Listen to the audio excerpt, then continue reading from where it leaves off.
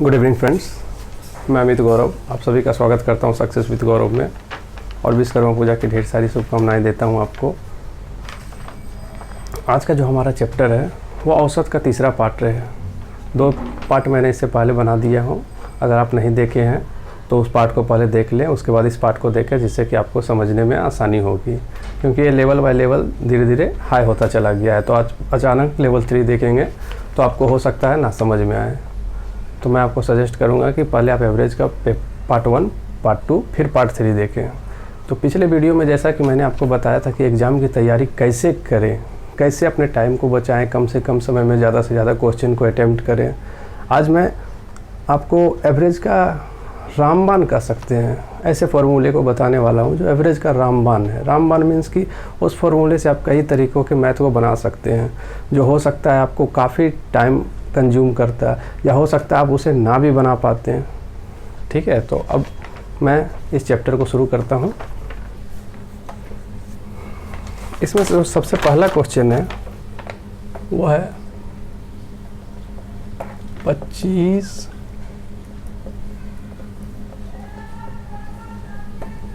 संख्याओं का औसत। 25 संख्याओं का औसत 72 है तथा 35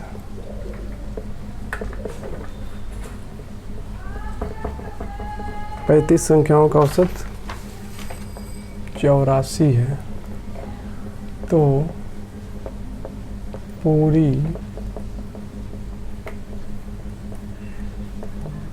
संख्याओं का औसत क्या होगा। ठीक है, हो सकता है आप इसे कैसे बनाते हैं, इसे लिखते हैं 25 गुना 72 plus 35 Guna 84 divided by 25 plus 35। ये जो आता है उसको यहाँ लिखते हैं, ये जो आता है उसको यहाँ लिखते हैं, इसे जोड़ते हैं उसे यहाँ लिखते हैं, ये दोनों को जोड़ते हैं यहाँ लिखते हैं, नीचे वाले को यहाँ लिखते हैं, इससे इसको भाग देते हैं और उसके बाद जो आता है वो आपका आंसर होता है। तो इसमें काफ़ी गुना है, पहले इसको कीजिए, फिर इसको कीजिए, फिर इसको और इसको जोड़िए, फिर इसको जोड़िए, फिर ये जो आया इसको भाग दीजिए इसमें, उसके बाद आंसर आएगा। और मैं जो आपको बताने वाला हूँ ये क्या है कि 25 संख्याओं का औसत 72 है, 35 संख्याओं का औसत 84 है। ये एक फॉर्मूला हो गया, मतलब एक कॉन्सेप्ट हो गया इस क्वेश्चन को बनाने का। दूसरा कॉन्सेप्ट मैं आपको बता रहा हूँ, जो मैं रामबाण कह रहा हूँ इस एवरेज चैप्टर का, ये यही है। इसे थोड़ा सही से समझ लीजिएगा। ये रेशियो में इसलिए इसे छोटा कर देता हूँ काट के, 25 25 5 7 35 5।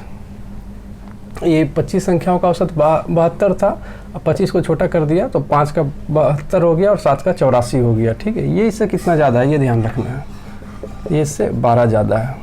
इसे पूरा एक राउंड फिगर में घुमाना है। ठीक है, इस साइड ऐसे। इसमें क्या है, जो सबसे छोटा संख्या रहेगा उसे यहाँ लिख लेना है। ठीक है, 12 ज़्यादा है। ठीक है, ये इससे 12 ज़्यादा है तो कितनी संख्या में है, तो 7 संख्या में है। तो जितनी संख्या में ज़्यादा है वो उसको यहाँ पे गुना कर देना है। तो 12 सते 84, पूरा समझा देता हूँ मैं आपको, 12 × 7 और ऊपर के जो संख्या है उसको जोड़ देना है। तो 7 और 5 12। ठीक है, तो 72 प्लस 84 बटा 12, 72 और 7 79 हो गया इसका एवरेज। ठीक है, काफ़ी इजी है अगर आप कॉन्सेप्ट को समझ जाते हैं तो। हो सकता है आपको लग रहा होगा कि नहीं यार ये भी तो इजी ही है, ये किस लिए इतना दिमाग लगाना। अब मैं आपको दूसरा क्वेश्चन देता हूँ, इसे आप नोट करना चाहें तो नोट कर लीजिए।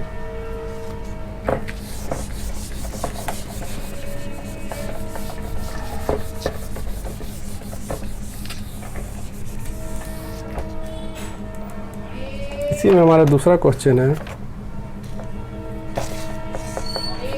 48 संख्याओं का औसत 48 संख्याओं का औसत 66.37 है। तथा अगले 60 संख्याओं का औसत।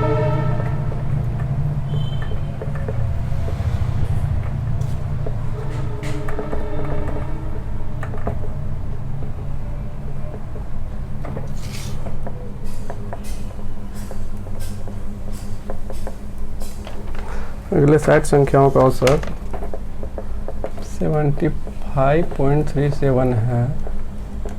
तो कुल संख्याओं का औसत बताइए। ठीक है, अब जैसा आप पिछला जो कॉन्सेप्ट समझे थे उससे इसे बना के देखिए। पहले मैं आपका पुराना कॉन्सेप्ट को बता देता हूँ। आप क्या करेंगे, 48.66.37 plus 60 into 75.37 divided by 48 plus 60। 48 को 66.37 से गुना करेंगे, उसे यहाँ लिखेंगे, प्लस 60 को 75.37 से गुना करेंगे, यहाँ लिखेंगे, फिर इसे जोड़ेंगे, यहाँ लिखेंगे, फिर इन दोनों को जोड़ेंगे तो यहाँ लिखेंगे, फिर इसे यहाँ लिखेंगे, फिर इससे इसको डिवाइड करेंगे, जो आएगा आंसर। इसमें क्या है कि थोड़ा भी अगर गुना करते समय एक वर्ड इधर उधर हुआ तो पूरा का पूरा मैथ आपका बेकार हो जाएगा, नहीं आएगा उसका आंसर। अब आप हमारे कॉन्सेप्ट से इसे बना के देखिए कितना आसानी से बनता है। 48 संख्याओं का औसत है 66.37, 60 संख्या का औसत है 75.37। रेशियो में इसे छोटा कर देते हैं, 4 12 चौके 48, 12 25 60।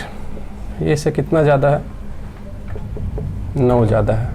छोटा संख्या को मैंने बताया था कि यहाँ लिख लीजिए 66.37, 9 ज़्यादा है कितने में, 5 में, 9 पचे 45, ऊपर के दोनों को जोड़ देना है, 5 और 4 9, 9 से इसको काटेंगे 5, 66.37 प्लस 5 इक्वल टू 71.37 हो गया इसका आंसर, है ना जी। बिल्कुल ईजी।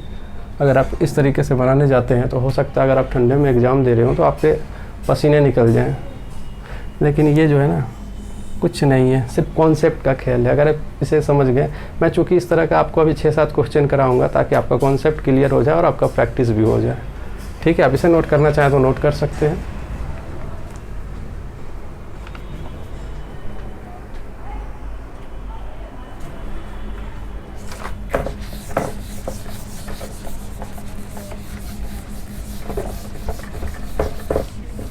अब मैं इसमें आपको तीसरा क्वेश्चन बताता हूँ। तीसरा क्वेश्चन क्या है हमारा,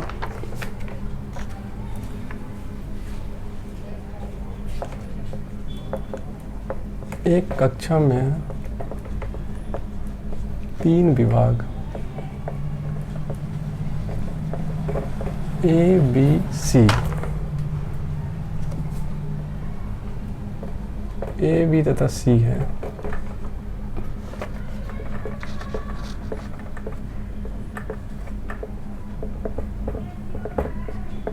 जिनमें क्रमशः 45, 30 तथा 75 छात्र हैं, जिनका औसत भार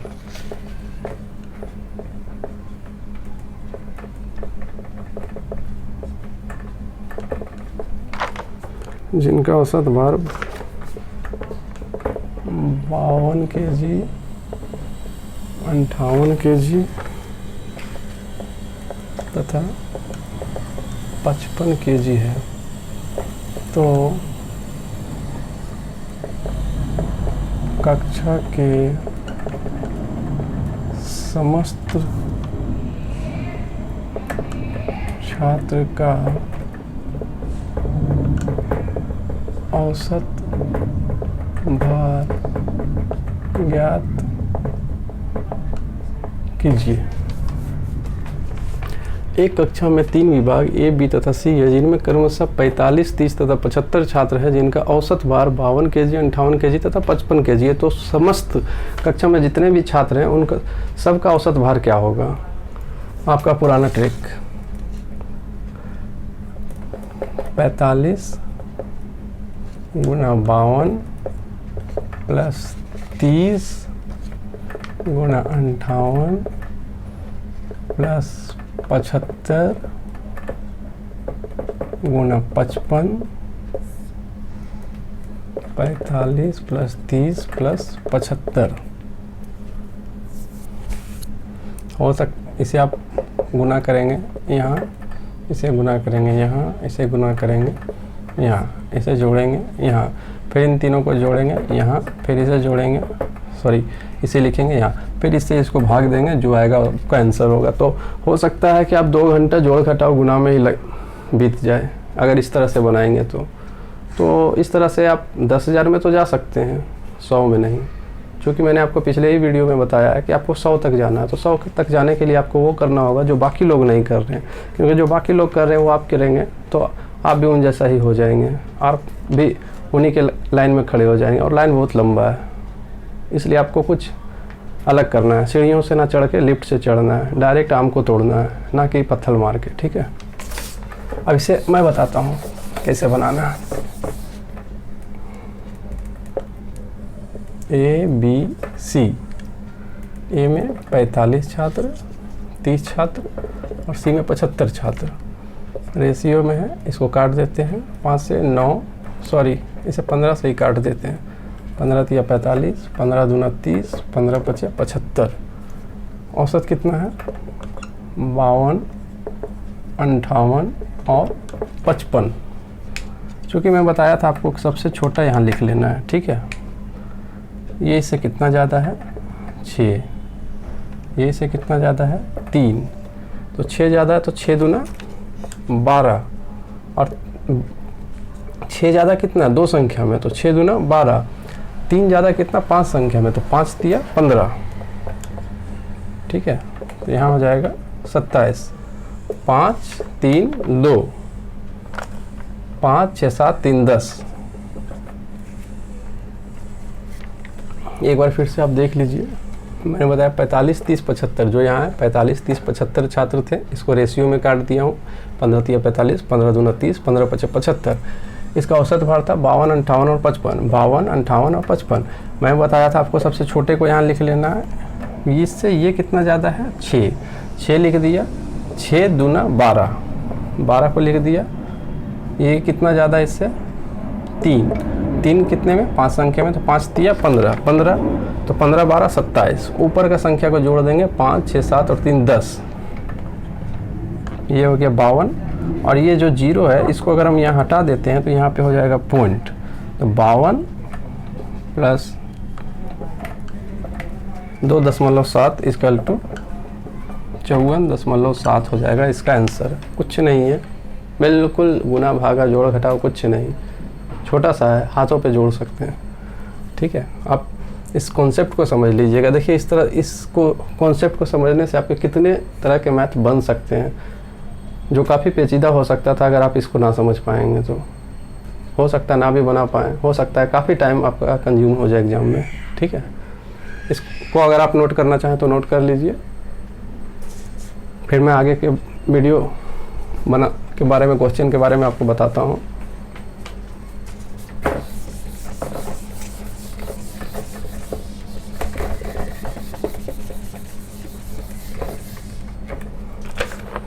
हमारा जो चौथा क्वेश्चन है,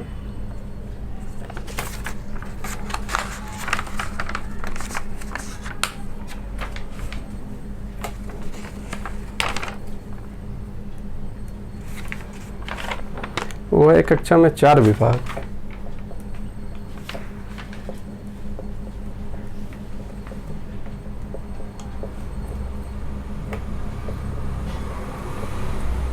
A B C तथा D है।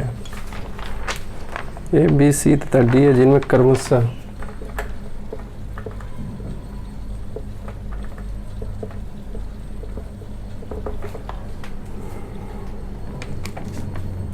बीस 40 60 तथा 80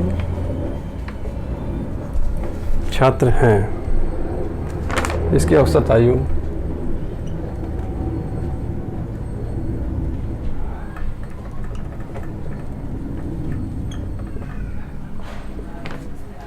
14 16 15। 14 वर्ष, 16 वर्ष, 15 वर्ष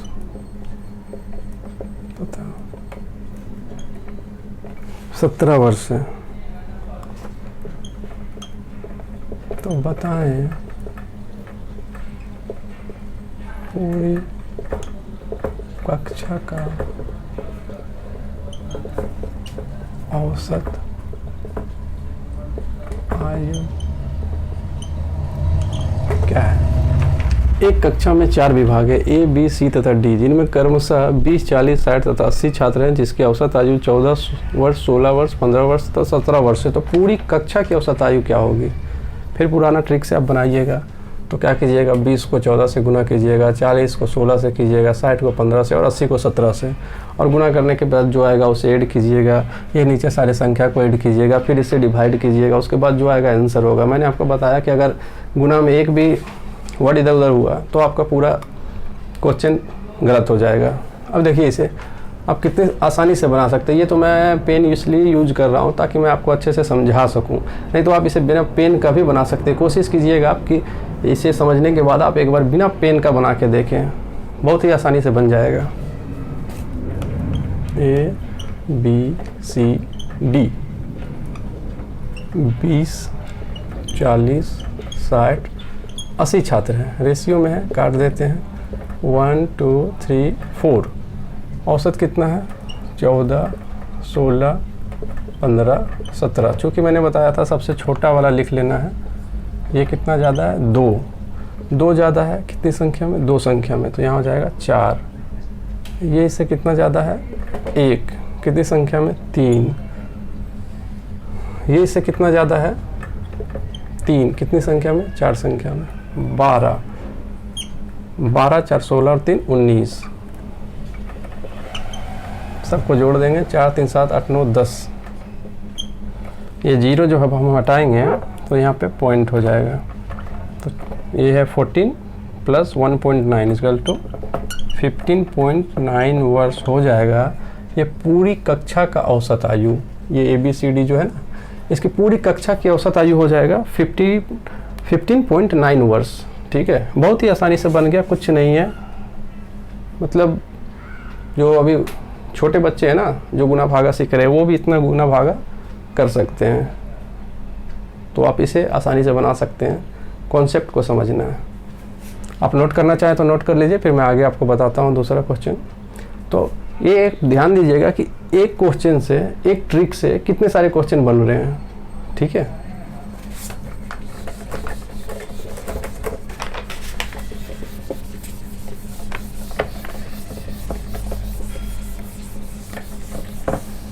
अब मैं आपको 5वां क्वेश्चन बताता हूँ। 5वां क्वेश्चन क्या है,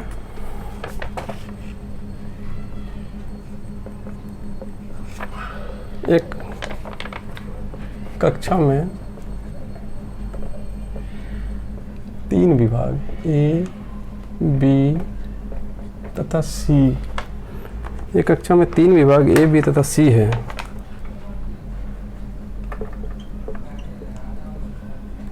जिनमें क्रमशः 60, 40 तथा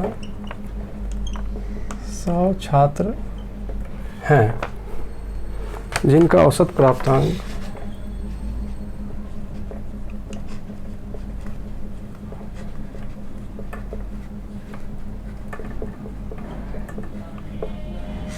ये मैंने कुछ क्वेश्चन नोट करके रखा है ताकि मैं आपको बता सकूं इसके बेसिस पे कि किस टाइप से क्वेश्चन पूछे जाते हैं और उसे किस टाइप से बनाने हैं। प्राप्तांक 60%, 72%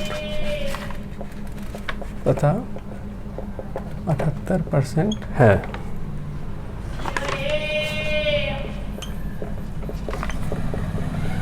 तो बताएं कि पूरी कक्षा का औसत प्राप्तांक क्या होगा। एक कक्षा में 3 विभाग है, ए, बी तथा सी, जिनमें क्रमशः 60, 40 तथा 100 छात्र हैं। ए में 60 छात्र, बी में 40 छात्र और सी में 100 छात्र हैं, जिनका औसत प्राप्तांक मतलब ए वालों का जो है 60% है, बी वालों का 72 है और सी वालों का 78% है। तो बताएं कि कक्षा में जितने भी छात्र हैं उनकी कुल औसत प्राप्तांक क्या होगी, मतलब सारे का औसत प्राप्तांक क्या होगा। तो हो सकता है आप जब तक सोचे तब तक आप इस ट्रिक से इसको बना लें। हो सकता है कि इस तरह के अगर 4-5 मैथ आपको मिल जाते हैं तो जितने देर में आप इन 5 मैथों को बनाएंगे, मैं आपसे वादा करता हूं कि आप हमारे ट्रिक से 20+ मैथ बना लेंगे। तो समझिए आप कितना आगे दूसरे स्टूडेंटों से हो जाएंगे। जब तक वो 2 सब्जेक्ट को कंप्लीट करेंगे, आप हो सकता है 3 सब्जेक्ट को कंप्लीट कर लें। इससे क्या है कि आपको टाइम ज़्यादा मिलेगा, टाइम ज़्यादा मिलने पे आप क्वेश्चन ज़्यादा अटेम्प्ट कर पाएंगे और आपकी पॉसिबिलिटी ज़्यादा होगी सक्सेस होने की। ठीक है, अब देखिए यहाँ पे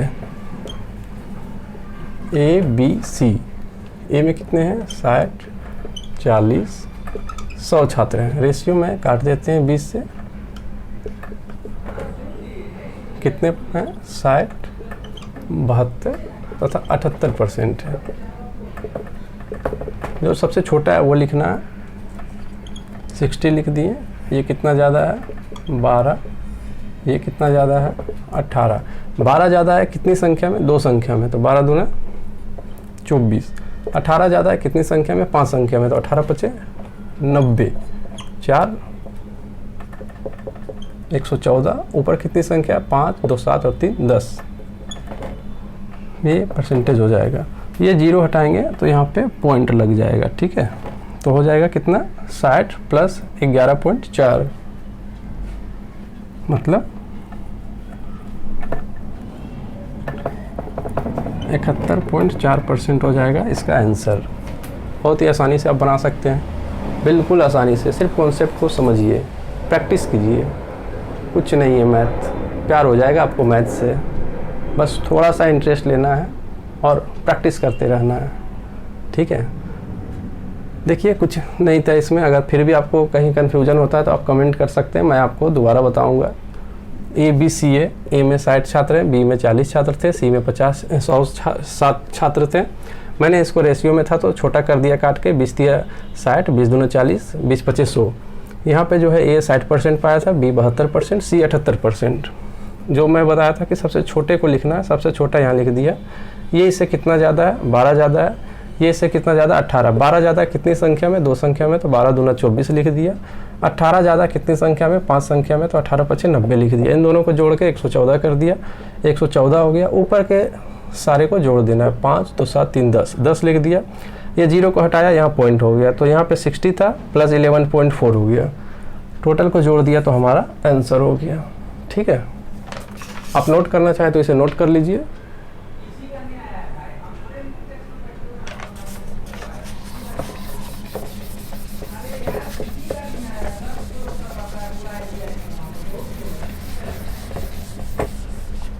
मैं आपको नेक्स्ट क्वेश्चन बताता हूँ कि किस टाइप से आता है।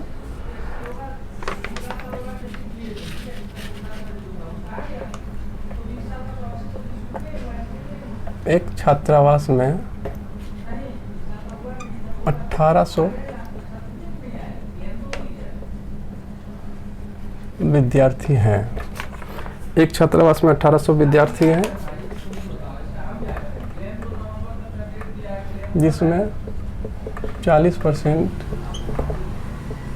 लड़की है। एक छात्रावास में 1800 विद्यार्थी है जिसमें 40% लड़की है। यदि लड़कों का औसत प्राप्तांक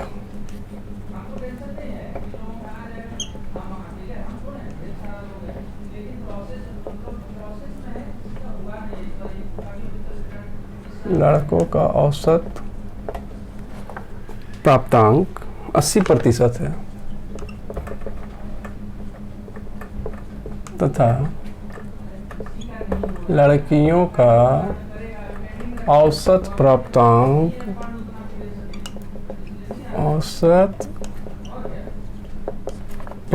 कितना है 86% है, तो बताएं कि पूरे छात्रावास का औसत प्राप्तांक कितना होगा। एक छात्रावास में 1800 विद्यार्थी है जिसमें 40% लड़की है। यदि लड़कों का औसत प्राप्तांक 80% है तथा लड़कियों का औसत प्राप्तांक 86% है, तो बताएं कि पूरे छात्रावास का औसत प्राप्तांक कितना होगा। ये क्वेश्चन बनाने वाले ने जो इसको बनाया उसके हिसाब से लड़कियां पढ़ने में ज़्यादा तेज़ है, क्योंकि उनको 86% दिया गया है और लड़कों को 80% दिया गया है। इसलिए थोड़ा मेहनत करके लड़कों आप लोग पढ़ो, ताकि यहाँ पे जो प्राप्तांक है आपका भी बढ़ पाए। ठीक है, अब इसे कैसे बनाएंगे। चूँकि यहाँ पे दिया हुआ है कि जिसमें 40% लड़की है, 40% लड़की है कि मीन्स 60% लड़के हैं। ठीक है, गर्ल्स बॉयज़, गर्ल्स 40%, बॉयज़ 60%। ठीक है, इसको रेशियो में काटते हैं 2, 3। ठीक है, लड़कों को मिला है 80%, लड़कियों को मिला है 86%। ये इससे कितना ज़्यादा है, 6 ज़्यादा है। जो छोटा है उसको यहाँ लिखेंगे 80%, 6 ज़्यादा है कितनी संख्या में, 2 संख्या में, प्लस 12, 3 दूना 3 + 2 = 5। अब ये हो गया 12%। अब इसको अगर हम काटते हैं तो हमारा यहाँ पे हो जाएगा 80 प्लस, इसको अगर हम करेंगे तो 2.4 = 82.4% हो जाएगा इसका आंसर। ठीक है, इसको आप काट के देख सकते हैं। इसको ऐसे कर सकते हैं आसानी से करने के लिए, यहाँ पे 2 से गुना कर दीजिए, यहाँ से 2 से गुना कर दीजिए, ये हो जाएगा 24 और ये हो जाएगा 10। ये 0 हटाएंगे तो यहाँ पॉइंट चला जाएगा, हो गया ना 2.4। तो वही यहाँ पे लिख दिया और इसका आंसर हो गया 82.4। बहुत ही आसान है, देख सकते हैं आप। नोट करना चाहे तो नोट कर लें, स्क्रीनशॉट लेना चाहे तो स्क्रीनशॉट ले लें। काफ़ी आसानी से आप इसे बना सकते हैं, कुछ नहीं है।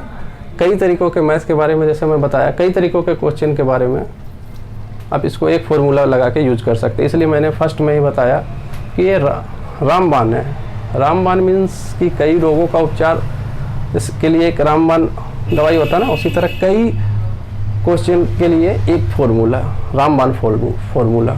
ठीक है, अब जो मैं आपको बता रहा हूँ नेक्स्ट क्वेश्चन वो देखिए।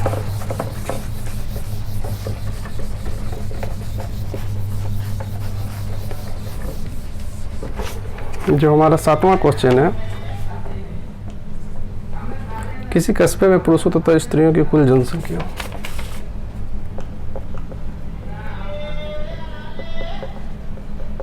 किसी गांव में पुरुषों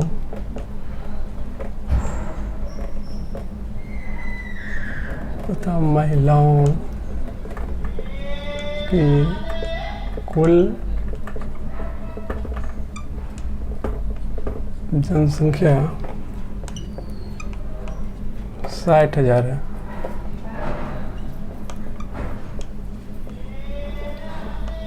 पुरुषों तथा महिलाओं का अनुपात 3:2 है। पुरुषों की साक्षरता दर, पुरुषों की साक्षरता दर 82% तथा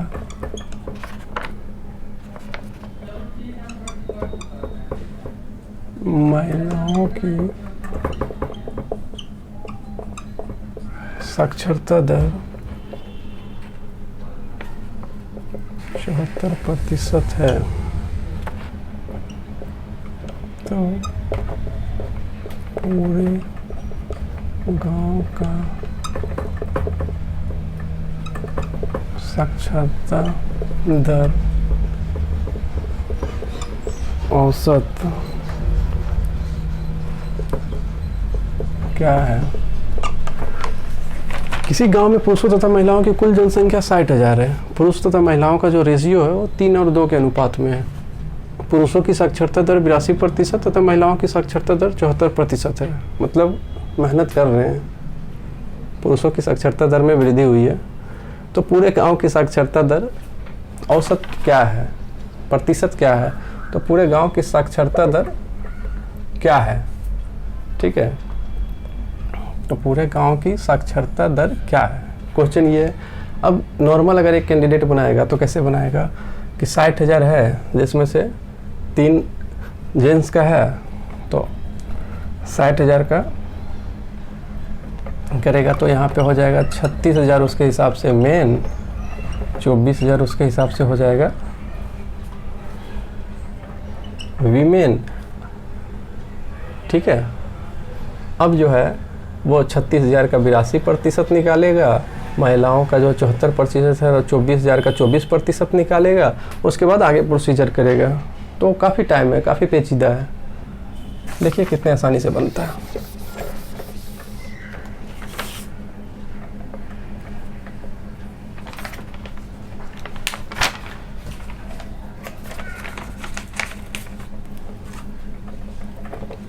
मेन वीमेन, मेन का रेशियो क्या है 3, वीमेन का रेशियो है 2।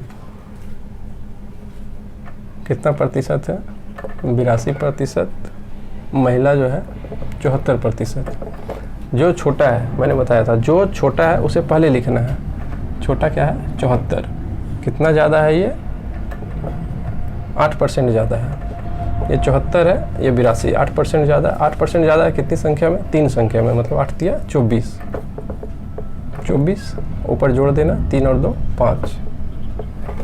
अब इसे करेंगे जैसा कि बताया था, 2 से गुना कर दीजिए तो आराम से हो जाएगा।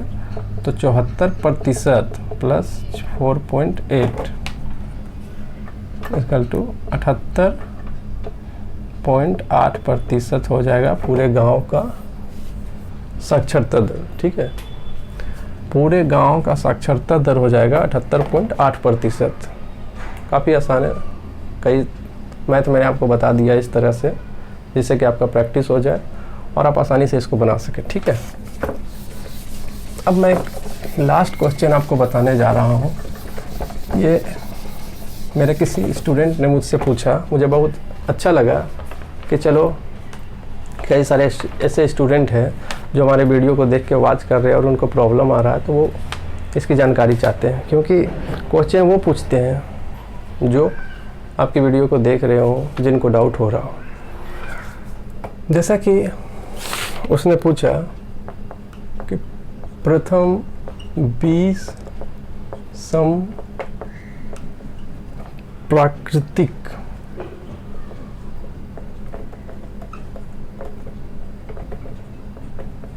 संख्याओं के वर्गों का औसत क्या होगा। ठीक है, तो मैं सबसे पहले आपको बताना चाहूँगा कि प्राकृतिक संख्याओं के वर्गों का औसत निकालने के लिए एक फॉर्मूला है n+1 और 2n+1/6।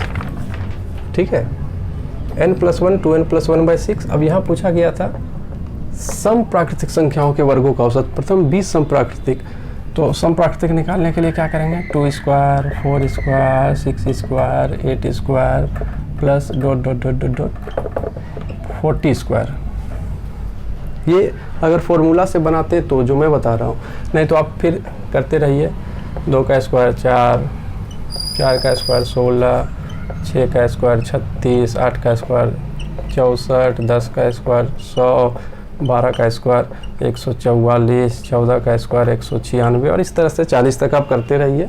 और फिर जो आता है फिर सारे को जोड़िए, फिर उसको जो है 120 से डिवाइड कीजिए। तो ये पॉसिबल नहीं है कि इस तरह से आप बना सकें। अब जैसा कि मैंने बताया इस तरह से होगा, यही कीजिएगा आप। यहाँ पे भी, यहाँ सारे में 2 स्क्वायर जो है वो है, इसलिए मैं इसको कॉमन ले लिया। तो यहाँ पे हो जाएगा 1 square 2 square 3 square 4 square plus ... 20 square. ठीक है, चूँकि मैंने अभी आपको बताया कि प्राकृतिक संख्याओं के वर्गों का औसत निकालने के लिए ये फॉर्मूला है, तो इस फॉर्मूला, ये प्राकृतिक संख्या हो गया, प्राकृतिक संख्या के वर्गों का औसत निकालने के लिए बैठा देंगे n+1 2n+1/6। n कितना है, 20 है, 20 + 1 = 21, और यहाँ पे 2 है, n 20 है, तो 20 से 2 को मल्टीपल करेंगे तो हो जाएगा 40, और +1 जोड़ देंगे तो हो जाएगा 41/6। 2 स्क्वायर यहाँ पे कॉमन लिए थे तो इसको भी यहाँ पे लिख देंगे 4, 2 से काटेंगे तो ये 2, ये हो जाएगा 3, 3 से इसको काटेंगे तो हो जाएगा 7। ठीक है, अब 41 को 7 से गुना कर देंगे तो 7 × 7 7 × 28, और फिर 2 से कर देंगे तो 287, 7 दूना 14 4, बच गया 1, 8 दूना 16 17। इसका आंसर हो जाएगा 574।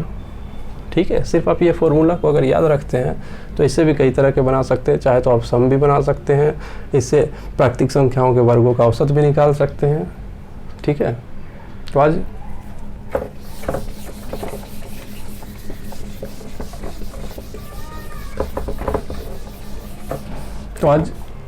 हम अपना वीडियो को यहीं पे समाप्त करेंगे, और उम्मीद करते हैं कि आपको ये सारा कुछ समझ में आ गया हो। काफ़ी अच्छे से मैंने आपको समझाने की कोशिश की है, फिर भी अगर आपको कोई प्रॉब्लम होता है तो आप दोबारा मुझसे पूछ सकते हैं, मैं दोबारा आपके लिए इसे बताऊंगा। और ये वीडियो आपको कैसा लगा, अगर इससे आपको कुछ समझ में आया, कुछ हेल्प मिली, तो मैं चाहता हूँ कि इसे आप दूसरे लोगों तक भी पहुँचाएँ ताकि उनको भी कुछ समझ में आए, उनको हेल्प मिले। तो इससे ज़्यादा से ज़्यादा शेयर करें। ठीक, धन्यवाद।